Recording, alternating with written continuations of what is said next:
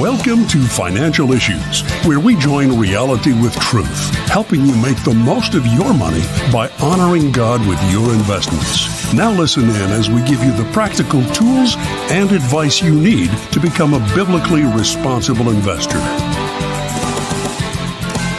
Welcome to Financial Issues. We're so glad that you tuned in today. We've got a lot packed into the show today for you, so we hope that you're going to stay tuned for the whole entire show.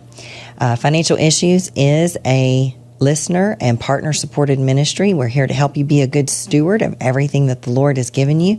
We do that by defunding darkness, that is giving you access to our biblically responsible investment strategy, where we screen out the companies that are using shareholder dollars to fund a dark agenda, and to encourage you to fund the light, to be a joyful and generous giver. Again, we thank you so much for those of you who contributed to our year-end campaign. We did end the year in a very successful way, and we're so grateful for all of you for doing that. On today's show, we're going to talk about being able to stay in your home in retirement, some options there, the pros and cons. We'll also get to some economic headlines and analysis, and then we're going to answer a bunch of your questions that you have submitted from our website. If you have questions that are topics that you want us to discuss here on the show, make sure to go to financialissues.org and then click on the, I guess is it resources? So just go to financialissues.org, watch live, click on that, Shana, and they get right to the chat there. They can join the lively chat, as always. Our stewardship verse today comes from Proverbs 4:5. Get wisdom, get insight, do not forget, and do not turn away from the words of my mouth. So that is such a great piece of wisdom there. It's, we should all spend some time every day connecting with God's word, because there is just an unlimited amount of wisdom there. The word is active and alive, and it speaks to our situation. God knows what situation we're in every single day, and the words of Scripture just tend to jump off the page and minister to us wherever we are.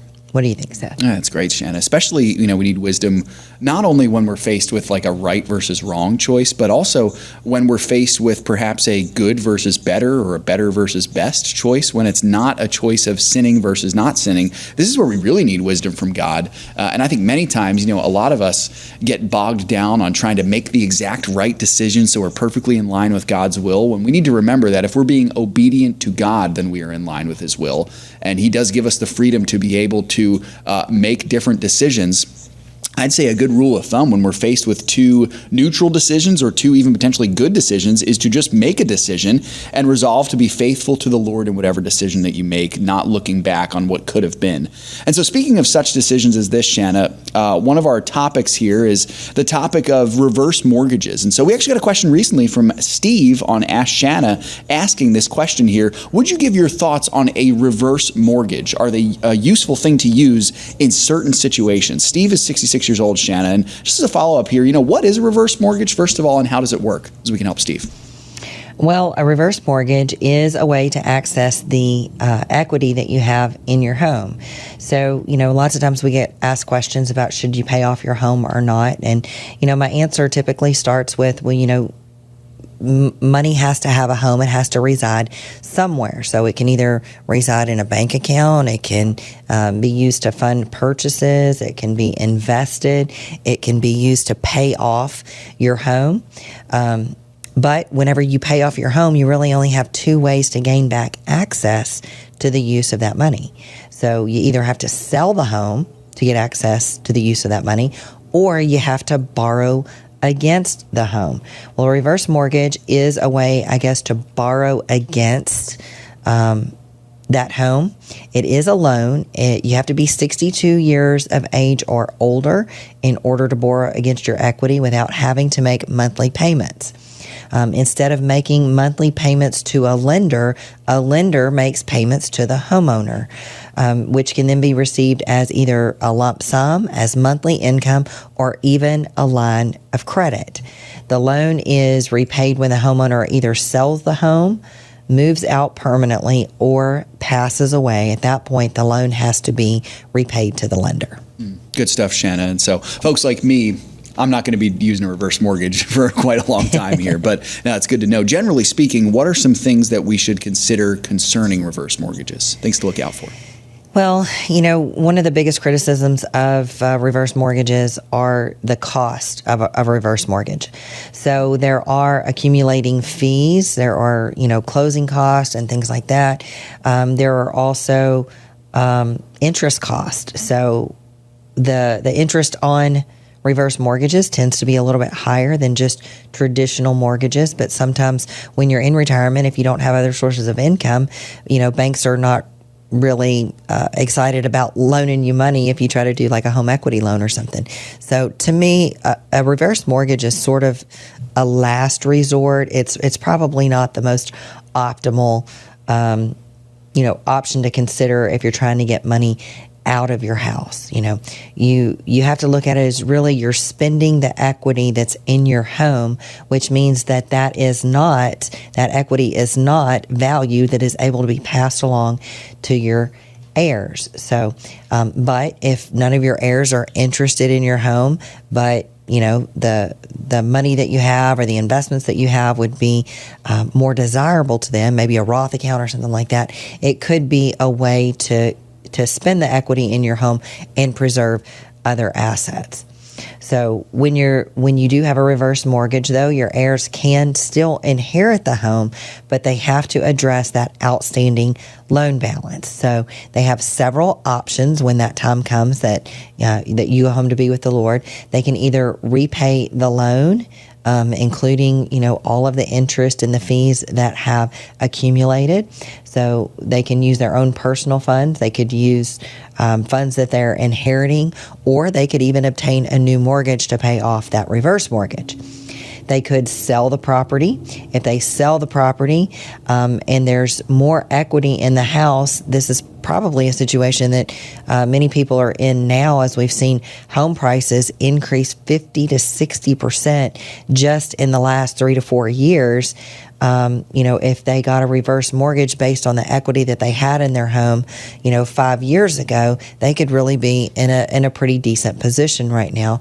So some of the equity can still go to the heirs, or they could just surrender the property. I guess one of the maybe something that could be considered a pro as for a reverse mortgage is that you can't end up owing more. So if your property declines in value, there's kind of a floor there. So the loan must be settled within a certain period of time, usually up to a year. Typically up to a year, depending on what it says in the contract. So another thing that you may need to be aware of is that if you're on Medicaid or Social Security disability, it could, receiving that reverse mortgage as a lump sum could impact your eligibility to continue to receive those benefits. Yeah, that's good, Shana. And so how could a reverse mortgage be used well? It could be an effective way to manage money. Well, I guess, if it's your only option and you really desire to stay in your home, I guess it could be, like I said, an option of last resort. But, you're going to have to make sure that you can still afford the taxes, the insurance, and the upkeep to the home. Yeah, definitely. And then how might interest rates, other criteria for normal mortgages, how might that have an impact on reverse mortgages as well? Well, interest rates do pretty significantly impact reverse mortgages by influencing both the amount that people can borrow and the total debt that is accrued over time.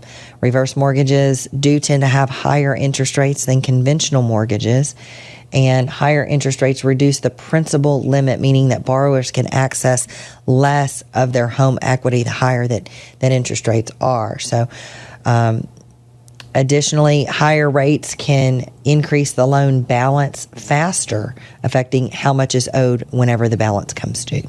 Yeah. And Shana, you had mentioned earlier that, a reverse mortgage is kind of a last resort. What do you mean by that? Should it only even be considered if someone's in a situation where it's an emergency, for example?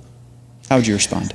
Probably so. I mean, it's the terms aren't that great. I mean, reverse mortgages wouldn't exist if companies weren't making money off of them. So a lot of times the trade-off, you have to really understand what you're getting into. And, there's a lot of famous celebrities that are promoting the reverse mortgages right now. But, and they've come a long way from where they started. But I just don't think it's probably the best option unless you're sort of out of other options.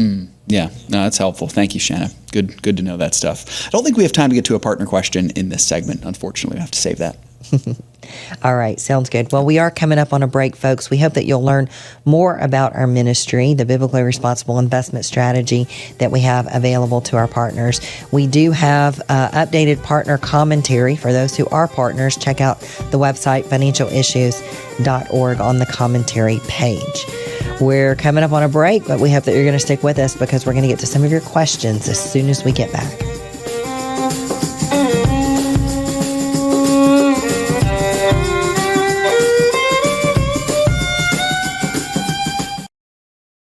If you don't get life right, you're not going to get all the other issues correct, period. It is the issue that impacts every other issue.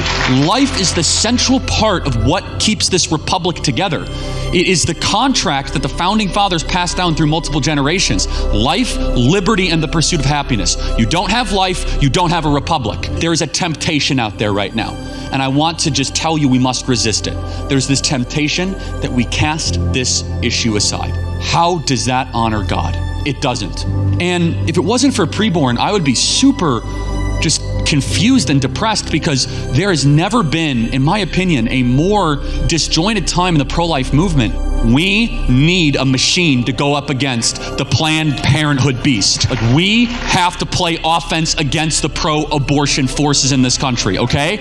We have to play offense. And preborn does it in this compassionate, merciful, godly way that is just so inspiring and amazing. How is Timothy Plan continuing to lead the fight as you guys now enter your fourth decade of leading this fight of biblically responsible investing? We've been too silent for too long, and we can no longer be silent. You stand up, like Ronald Reagan said, we're only one generation away from losing all of our liberty. Yeah. It has to be fought for. I wish it didn't. And you can fight for it. You don't need guns and ammunition and that. You can fight for it, especially with your dollars, because it's always about the money. And when the money starts impacting people, they start paying attention. When we launched this, they said it couldn't be done, but here we are 30 years later. They said you couldn't get competitive returns, but here we are. What a tremendous testament of God's grace. Go to financialissues.org/Timothy Plans to learn more about Timothy Plan.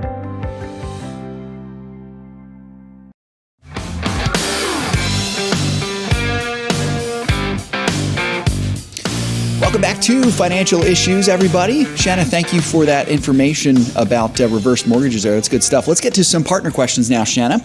Starting with William, 72 years old. He's saying, considering your position of putting aggressive stocks in my Roth versus a traditional or non-qualified account, is there any reason why I might consider putting FP90 in my Roth versus non-qualified? I'm 72, still working part-time, so I'm not drawing on my accounts. What are your thoughts, Shana? Good question. So FP90 is what we would consider an income type stock. It is a preferred stock. So I would not consider putting that in the Roth unless you just have no other place to put it. So the idea of putting aggressive stocks in the Roth is because of the preferential tax treatment that Roth accounts have. So in a Roth account, you get tax-free growth as long as you've met all of the qualifying characteristics. You've owned it 5 years and you'll never have to pay taxes on the gains. And so it makes sense to get the most growth in a Roth account where you get tax-free growth versus in an IRA account, a traditional IRA account, where you're going to pay taxes at some point in the future. IRA accounts are tax deferred or I like to use the word tax postponed. I believe taxes are going to be higher in the future than what they are today. Just listen to the politicians running for office talk. They're only talking about spending more money. They're not talking about paying down any of the debt or even getting into a position where we're not spending more money than we're bringing in. So the only true remedy for that is higher taxes in the future. So, you want to be forward looking. You want to think, do you want to pay taxes today when you're in a potentially lower income tax bracket, or do you want to pay them at some point in the future where taxes are going to be higher? So, income producing investments in the traditional. Very good, Shana. Pete, up next from Seattle, 64 years old. He says, a few months ago, Shana, I remember seeing a company added to the buy list that invested in raw land development. Now, I think they focused primarily on residential development. I can't find it on the buy list or the broad list. Can you tell me what company it was, if no longer tracked, and the reason for its removal? If it's still listed, could you tell me the FISM code for it and what list it's on? I think it was a REIT. What do you have for Pete? So, Pete, it is still on the buy list. It is not a REIT. It is in the consumer discretionary sector. It's the call number for it is CD20. So you are correct. They are a company that focuses on developing land. And whether you listen to Kamala Harris, who says that she's going to somehow make it possible to build 3 million new homes. You have to build homes on land, or if you just, take politics out of it altogether and just look at, one of the reasons for home prices being so high is that we have a shortage of homes.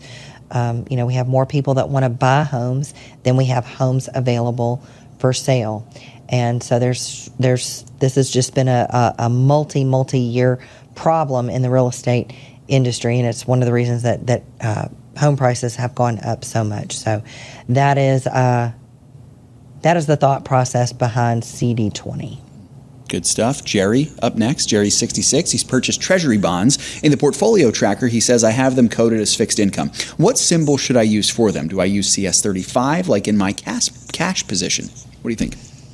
Yeah, so you want your treasury bonds. There's not really a ticker symbol for the treasury bonds.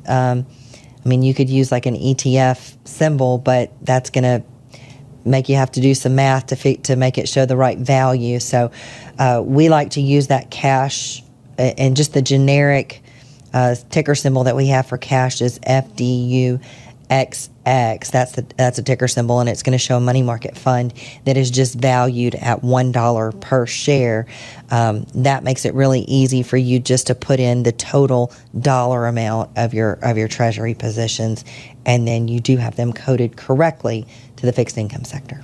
Very nice. David, 54 years old. His wife is 52. She received an inherited IRA, and we may decide to roll over and invest on our own, knowing it has to be withdrawn within 10 years. Would the 75 and up investment model be a good choice for us? What do you think?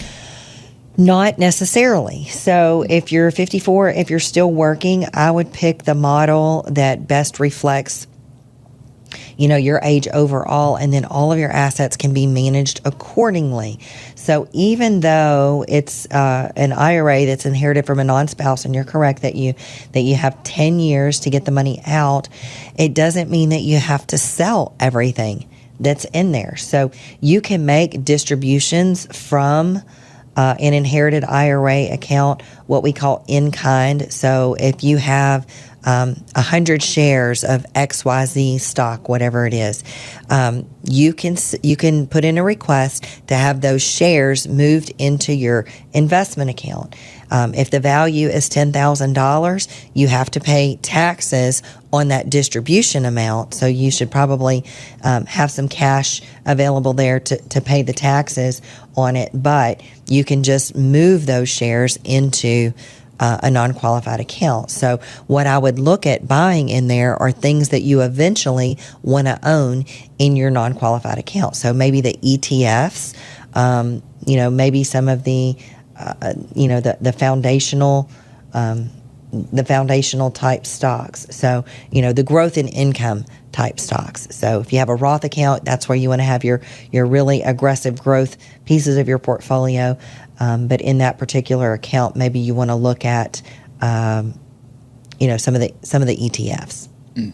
Awesome. Thank you, Shana. This next one, Kenneth has a question.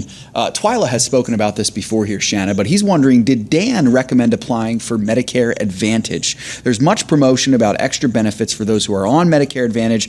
I question the wisdom of application for and acceptance of federal benefits under public policy of public debt and limited liability for payment of debt. What would you think for Kenneth? He's 78 years old. Yeah, so I always hate trying to speak for someone else, especially when you can't ask them. But the things that I do remember that Dan saying about that was that no, he did not recommend signing up for Medicare Advantage. What he said often, and I tend to agree with him here, is just to sign up for original Medicare. And then use a supplement. The best supplement, in my opinion, is to try to use Samaritan Ministries. But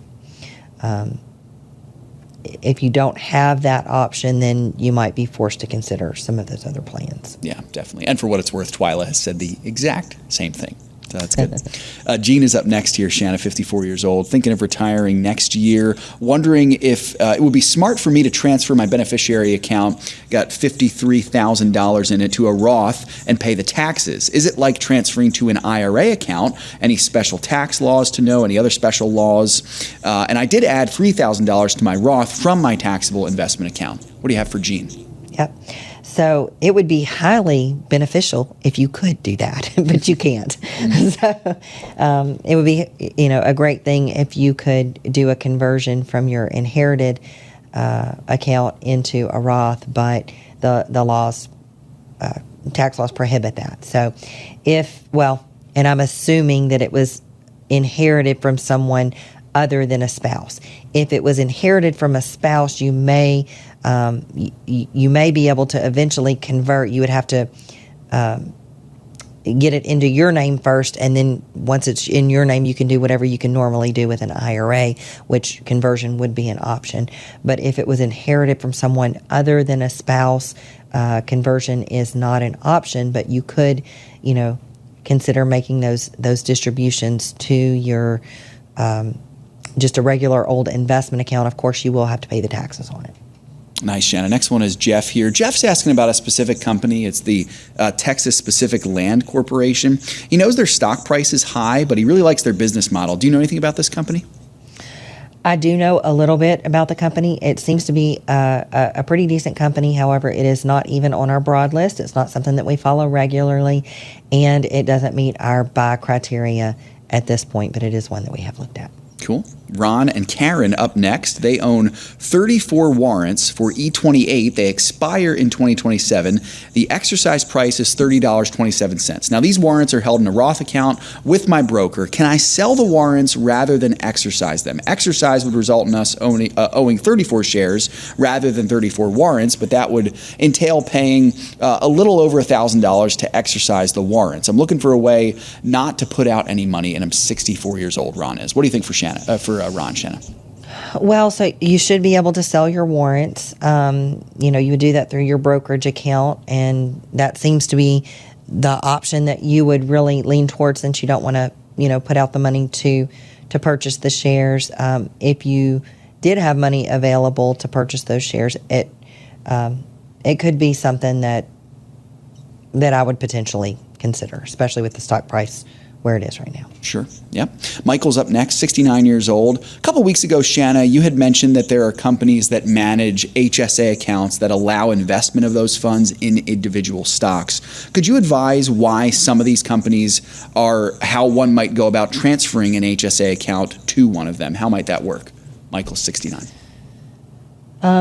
So there's only two companies that I personally have experience with. That doesn't mean that there are not others that would let you buy the individual stocks. One is, of course, on the Fidelity Professional platform that I conduct business on in private practice. And then HSA Bank was another one. I haven't had any recent experience with them, but you may check that out. It's not an endorsement. You should, check into it and do your own due diligence first. I get a little hesitant about recommending certain businesses when I'm not currently in the know about them. But it's a really easy process once you find the place or the custodian that will allow you to purchase stocks that you want to move to. You open an account with them, and then you fill out transfer paperwork. So it's very much like opening an account, a regular brokerage or an IRA account somewhere, and filling out transfer paperwork. All of that tends to happen back office. You fill it out, sign it, and the assets move from one place to another. Awesome. Well, I'd love to get to one more here, Shana, but I think for the sake of our partners who would have these questions answered, probably good to hold off for now so we don't rush through it. Sounds good. Yeah. Well, tomorrow is Rapid Fire Friday. Yeah. So for anybody planning on, with any questions, maybe you heard some things today and you had more questions on it, plan on calling in tomorrow. I don't know. Are we going to give anything away? We absolutely will. I don't have that prize ready yet, so you're just going to have to tune in tomorrow to find out what it is. Sounds good. So get your questions ready and call in tomorrow. We'll be getting you in the know about all of the things the financial issues that have happened this week, and answer, hopefully, lots of questions from the listeners. Yeah. So if you're listening on an outlet that only carries the short version of the show, make sure you have our phone app. That way you can listen when it's convenient for you. You can take us wherever you go. For the rest of you, though, we hope that you're going to stay tuned. We've got more financial issues coming right up. It's easy to get caught up in the rush and forget about what really matters. Too often, we invest in stocks without knowing what they stand for. When your investments align with your values, your money speaks for you, because biblical values matter, even when investing. Learn how to invest biblically and responsibly. Visit financialissues.org to learn more. That's financialissues.org. Hi, this is Shana Bird, the host of Financial Issues. The Financial Issues family is so blessed to have saved tens of thousands of babies, all thanks to the generous support of you, our listeners and viewers. For $140, you can sponsor 5 ultrasounds. Please go to preborn.org, that's preborn.org, or financialissues.org, and click on the Preborn logo. Save a baby, save a life. Are you a Christian seeking to align your investments with your faith? I'm Shana Burt, host of the program Financial Issues. During our program, we share valuable information about the financial issues of the day, including how markets and the economy are moving and how public companies are behaving, helping you to make wise decisions with your investments and the money that the Lord has blessed you with. Using biblical standards, we provide you with valuable financial insight based upon Scripture, making it easy for you to invest in a way that aligns with your values. I can assume that most of you have investments in a 401k or IRA, but what I am sure of is most of you have no clue that the companies in your mutual funds may be funding the LGBTQ agenda, pornography, abortion, the list goes on and on. By listening to Financial Issues, you will learn how to get rid of those investments that are dishonoring God. Become a partner today by simply going to financialissues.org/join. Click the green button to become a partner today.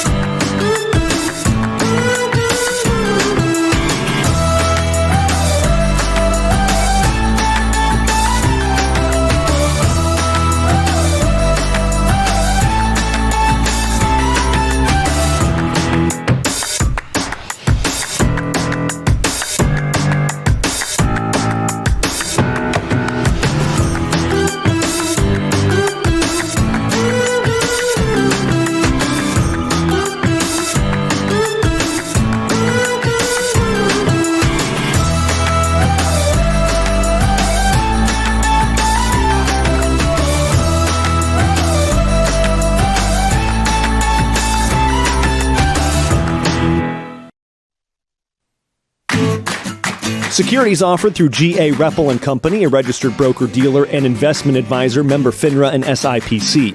Opinions expressed by Shana are hers alone and are for informational purposes only, and do not necessarily represent those of G.A. Reppel or the outlet on which you are listening.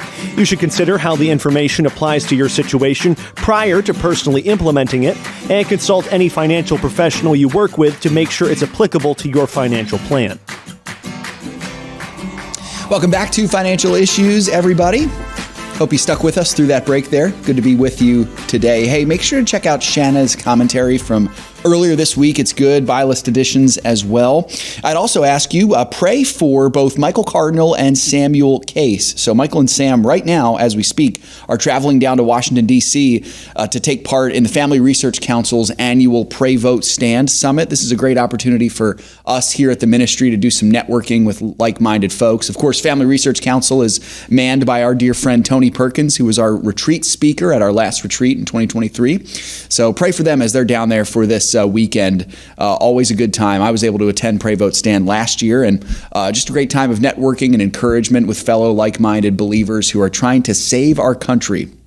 So Tony and his team just doing a great job over there. But pray for Michael and Sam. They're on the road right now, traveling down there. So let's take a look at the markets here, folks, to start this segment. On Wednesday, yesterday, not much change to the markets as the month of October continues to get underway. By midday, benchmark indices hanging right around the flat line. Same story late afternoon and same story at the closing bell. All of them technically finished positive. The Dow was up 0.1%. The S&P was barely positive as you could be in the smallest sense, and then the NASDAQ up almost 0.1% as well. The pre-markets currently were down, and that's where they've opened this morning, pending my refresh of my browser here. Give me 1 second. Yeah, so the market's all down right now. The Dow Jones is down 1/3. The S&P 500 is down 0.1%, and the NASDAQ is also down 0.1% as we are looking this morning. Hey, some big news, folks. We've been keeping an eye on the dock worker strike, and I saw this. Sam Case got me this headline right before he left. It does appear that Kamala Harris indeed has endorsed the dock worker strike that the union boss boasted would cripple the economy. Is this a surprise to anyone? No, it is not a surprise. Why? Because unfortunately, this administration, by their actions, this is not an opinion, this is simply an observance of fact. This administration has done everything it can to cripple the economy for the last 3.5 years. Why not do one more thing that could cause it to cripple the economy? I did hear some reports that the union boss, who has now become famous for his clip for saying he wanted to threaten to cripple the economy, a man by the name of Harold Daggett, he was a Biden supporter, but has been very critical of the White House as of late. But it does look like Kamala has endorsed the dock workers, so we'll be keeping you up to date on this news story. It's going to be a big one for sure as we're staring down the barrel of the 2024 presidential election. A very important month ahead of us here, folks, and I'm glad that you're choosing to spend it with us. We'll get the news up for you right away. Speaking of news, we have mentioned briefly, but I did want to address Hurricane Helene. Many of you, I saw in the chat earlier, some of you have lost power. Please keep us updated on how you are doing if you're able to watch the show. I saw that a couple of you were doing some cleanup today, but this is just really sad here, folks. This hurricane that has ravaged the southern part of the country.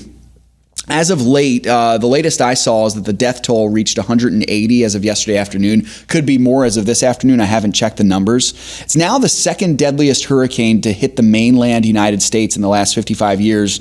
Only Hurricane Katrina was more deadly at this point. The death toll is expected to rise for sure. Hundreds still remain missing in the Appalachian South there. Few thoughts about this, folks. First, I would be remiss if I didn't tell you to pray for the protection of those involved, especially for the believers. I think it is the duty of the church to pray for the protection of believers in particular, because believers are our own. They are our family after all. I would also encourage you to seek the Lord on how he might use you to help those who've been affected. Prayer is a great place to start. Perhaps you have the ability to give or even to attend a missions trip down there. But one thing that I'll say right here from a political standpoint, the question has to be asked, where has the Biden administration been? I believe yesterday it was announced that FEMA is giving somewhere around $750 or so to the victims of this hurricane, which is right around the same amount that we've given to Ukraine. Is that correct? Oh, no, wait. Sorry, that's billions of dollars that we've given to Ukraine, and meanwhile, our own countrymen are suffering, and the U.S. government is giving them pennies. It really is sad, just like East Palestine all over again. Trump was there actually earlier this week, and it was a good look for him, I think, politically. That's really where he shines politically. Trump, if you remember, he was there at East Palestine giving out Big Macs and water bottles. He was also there at 9/11. There were clips that were resurfacing from, back 23 years ago at 9/11. I think Trump just feels right at home, helping people in that kind of time of need. The Biden administration, as we said, spent millions of dollars, billions of dollars funding Ukraine, funding foreign wars.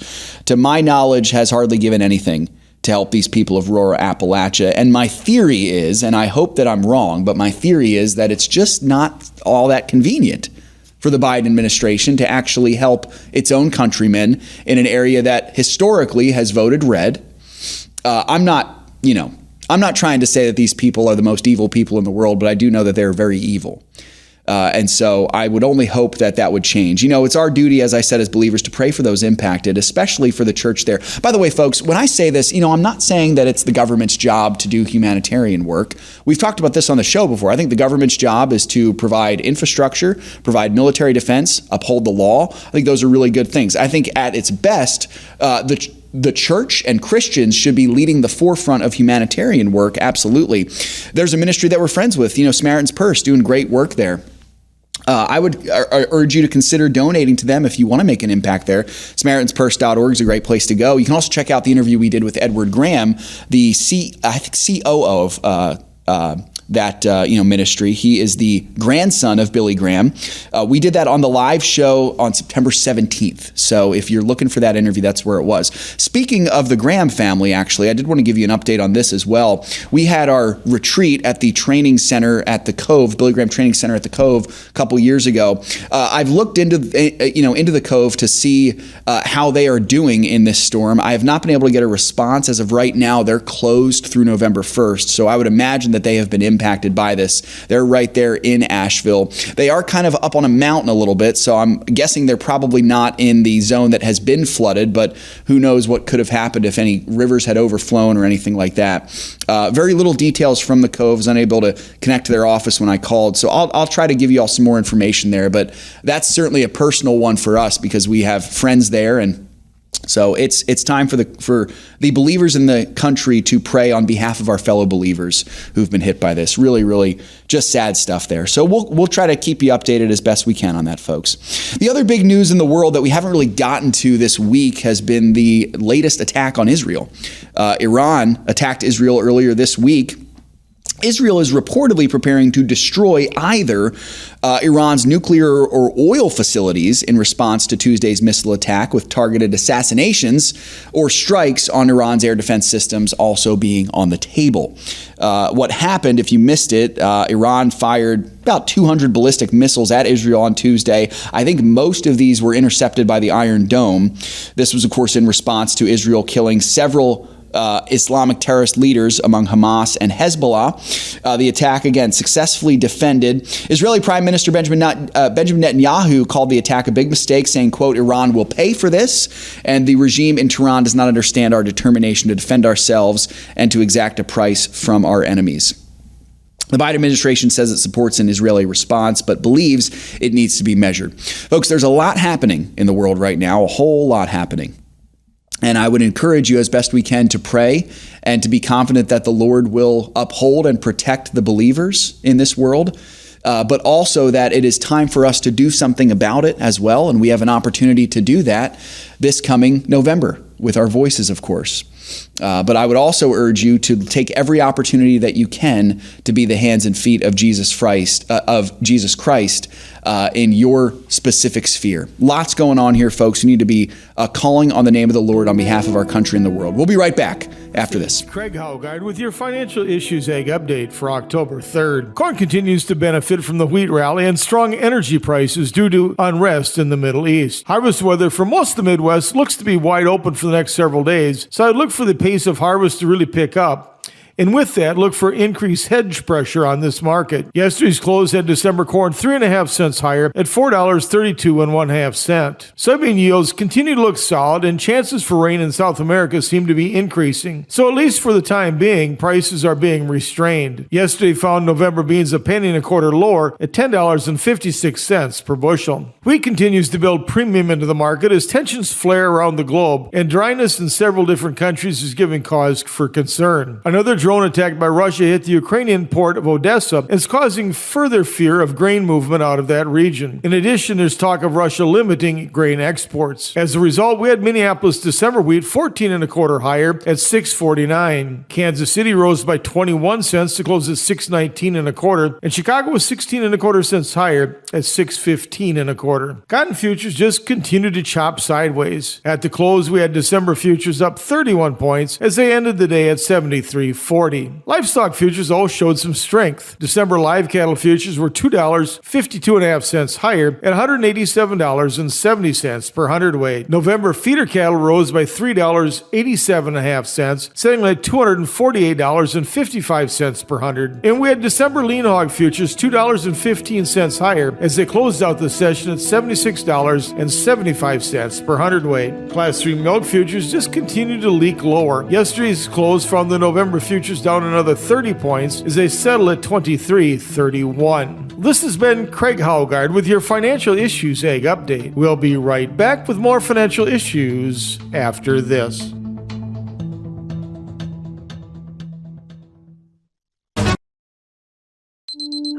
When it comes to money, I always have so many questions. I never know where to go to get answers to those questions. They never really teach you this stuff in school, like some of the best ways to handle it, how to save, when to invest, where to invest, even just what to do with the money. And if I put it in the stock market, what's the best way to protect from losing it all? That fear can be paralyzing. You don't really know what decisions to make. As a Christian, I don't want to give my money to people who are going to use it for things that God hates. When I discovered Financial Issues, it was like a burden was lifted off my shoulders. Not only did I gain access to a simple investment strategy that I can manage myself, I also have the peace of mind that my money will not be going to companies that actively promote things that God hates. Financial Issues has allowed me to experience peace in my investments. Invest your money in a God-honoring way. Go to financialissues.org.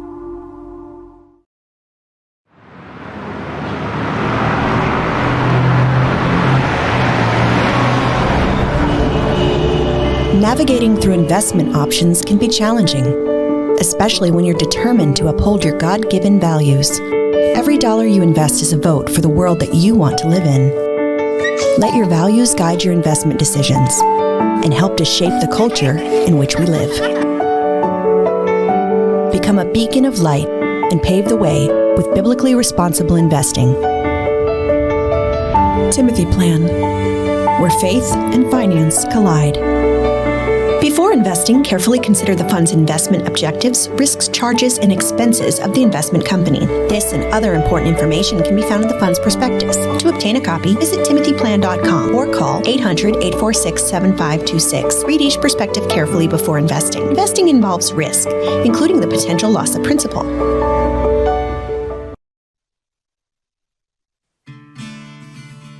The opinions and recommendations expressed on this program do not necessarily represent the opinions of the station or any of the program sponsors. Additionally, all products or services offered by the program sponsors may not be known by the program. Folks, I hope it never becomes cavalier hearing me say that our confidence is in the Lord, and that even as we see really chaos around us and threats of wars and rumors of wars, and we're actually going through the book of 2 Timothy right now that talks about these exact things of evil days being ruled by evil men. We know that behind all of it is a sovereign God who's working all things for his good and for the glory of his church and for the glory of his own name and ultimately for the glory of his Son, the Lord Jesus Christ, so we can be confident. So I hope that would give you some encouragement. Speaking of encouragement, I did see here on the chat, heard from Yvonne as well. that it seems that the cove itself has not been damaged, which is great. Actually, Julie just shared that the cove is now the operation base for this disaster. So it seems that the Graham network of ministries is really coming together here. That is just awesome there.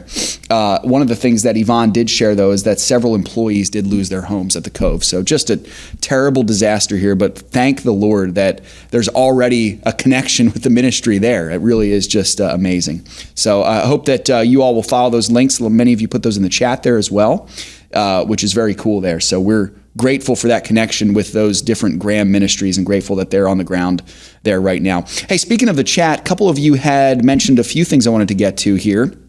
A couple of you mentioned about FP90. I'm still following up with Shana on that one, so we'll have some answers for you soon there about FP90. I know Nelson had asked, and a couple of you other folks had asked there as well. Julie was also asking, sad to see the FISM News program is done. I am too, Julie. Asking, Seth, will you be doing the history program somewhere else on FISM? Julie, can't give you a solid answer on that right now, but I can say with pretty clear confidence that I don't think it's the end of the line for A Moment in History. We're hoping to be able to get that program restarted at some point soon. But again, we're really trying to focus everything we have on financial issues. We're in a really good spot as a ministry right now. And so we want to continue to strengthen, as we've already seen in the last year, to continue to strengthen that core part of the ministry so that those peripheral parts, like A Moment in History, like FISM News was, that we can get those restarted again at some point. But for right now, it's not finished, but it's also not active right now. So we're keeping an eye on that. But we'll keep you all updated as that perhaps changes from time to time. Okay, so wanted to get to let's do a partner question here, Grant. What do we have from Daniel over in Tennessee? Yeah, so Daniel asks, anyone else getting bombarded with data breach notifications? It's ridiculous. I've frozen my credit, placed a fraud alert, and set up a tax ID pin to protect myself and have offered free credit monitoring from IDX, OnAlert, Experian, and Kroll by the companies breached. Daniel, that's a good question. I thank you for that question. By the way, Daniel, I know you're in Tennessee. Please reach out to us to let us know how you're doing also. I don't know if you're in where the part of the storm was. But thank you for that question, Daniel. It's a good one. And I know many of you have experienced this as well, data breach notifications and the threat of fraud. I'll share a story with you from a couple weeks ago. So Megan and I were very nearly the victims of a fraud attack on us. We had received a notification that appeared to be from our bank account that there was some suspicious activity in Florida, that a purchase had been made in Florida. And we were told, basically, expect a call from this number and we'll get this rectified. So the number called us. We talked to these people. Turned out these people themselves were the fraudsters. They had started this as a fake thing to basically try to get the information from us for our bank account. Thankfully, by God's grace, they could not get access to our accounts. But to be safe, we actually ended up changing our account information just to make sure. We just, we weren't sure how much they had, how much they were able to get to. Not all of it is from scammers, but some of it is. Some of these data breach notifications are actually from the people who are breaching the data, trying to incite fear so that you will then give them your information. They basically prey on people's fears, end up getting people's information because people are already afraid of scammers. It's actually really an evil thing that these people are doing. It's not everybody though, Daniel. So it's, there could be some other reasons why, but this is a good time, folks. I think Daniel's question is a really good one to just remind you, give you some encouragement and caution about this topic of fraud and scams, especially with the ever more prevalent digital age that we live in. So this may be a little bit of review for you, and if it is, I apologize for that, but I think it's important enough review because I don't want any of you to get scammed and lose your information. So just remember a couple things here. First, this is something you have to be on guard against because we live in a digital age. I don't particularly like it, but that's the way it goes. Everything is on your phone. Everything is on your computer. That's just the way it is. Everything's on your phone. Everything's on your computer. Think about it. Your bank account on your phone. Your investment account's probably on your phone on an app. Your credit card information can be on your phone. Apple Pay, different things like that. Your email, your phone number, your streaming services, even your Bible can be on your phone as well. I would encourage you all to carry a Physical Bible, I think that's really good, but you can get the Bible on your phone. Social media accounts, everything is on your phone and on your computer. Makes it very convenient. It also could make it potentially very dangerous if that stuff were to get compromised. So just something to remember, first of all, you do have to be on guard against this. This is not the 1950s. This is not times before then. This is the digital age. And again, I don't like it. I do not like it at all, but that's just the way it is. No, so that's true number one. Number two, do your due diligence. Do your due diligence. No need to go overboard, but it's good to do your due diligence. Like what, you may ask? Well, first of all, setting up a strong password for your account. Again, people are like, what are you doing? Why are you talking about this? That's really important, folks. Setting up a strong password for your accounts and making them different, making them long, making them unique, using different characters. All of those are extra steps of protection that you can take to be able to make sure that you're protected from online scammers and different things like that. So long passwords, different characters, and something that's unique to you, and not using the same password for every account either. And I know that's inconvenient. I forget passwords all the time. I get that little notification that says, your login failed because you didn't remember your password. And I'm like, okay, which of the passwords is this? And I have to go through, and sometimes I have to change the password there because I've forgotten it completely. But it's worth it. It really is worth it. Again, no need to go overboard, but it also never hurts to update your password from time to time. Don't need to do it every day. Probably don't even need to do it every couple months, but from time to time, it's a good thing to do. Also, might sound obvious, but this is really important, to never share any kind of personal account information over the phone. Never, ever, ever do this. I found that most, if not all, financial institutions today, they know not to ask you this. They know not to ask you this. My financial institution that we use has told us we will never ask you for personal information over the phone. You got to be vigilant against tactics that scammers will use, folks. I will tell you, with the situation that we were in, the tactic that the scammers used was saying, hey, your account has been compromised. All that I'll need to be able to get you new account information is your old account information. That's how they phrased it, old account information, because what they had said was it was compromised. That wasn't old account information. That was a good account that had not been compromised. And so they will use tactics like that. You got to be very vigilant about that. Watch now for too good to be true situations, all that stuff. If it's too good to be true, it probably is. Also, if you're uncertain about something, this is important. Say someone is claiming to be with your credit union. They call you up and they say, I noticed this thing on your account. If you're uncertain about it, just reach out to the institution directly. Say, hey, I got this call. Was that from you guys? And if it was, great. Then you can move forward with it. It was a legit call. If it's not, then you know it was a scam. So really important there. Just some good practical things for you to do. The last thing, though, I would tell you, with all that in mind, is do not fear.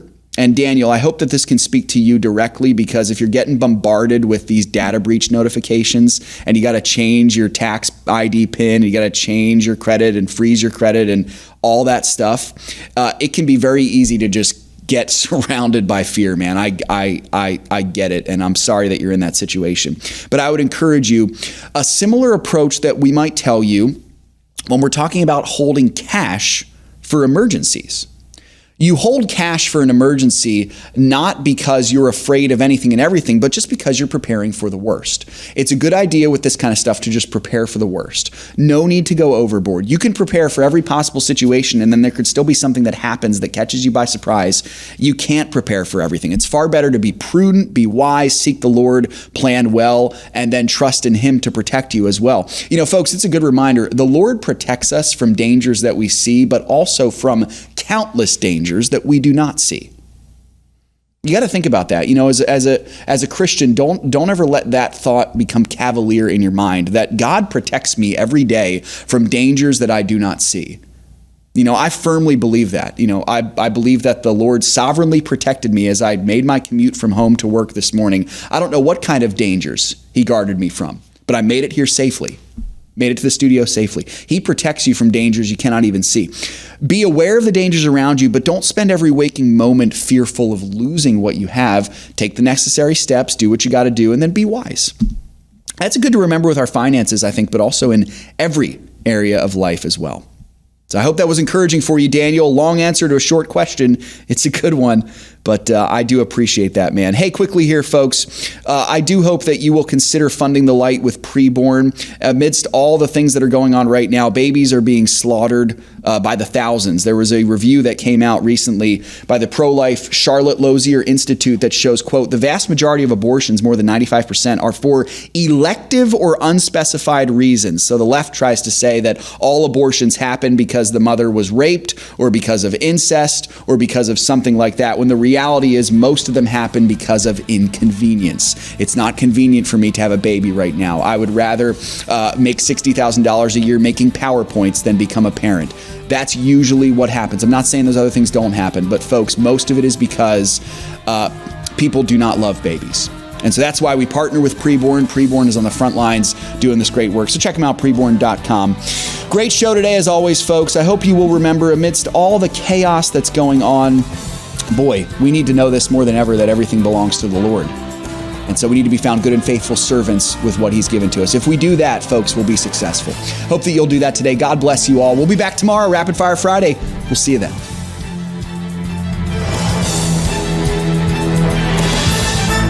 If we ever forget that we're one nation under God, then we will be a nation going under. Thank you for joining us. This has been an FISM production.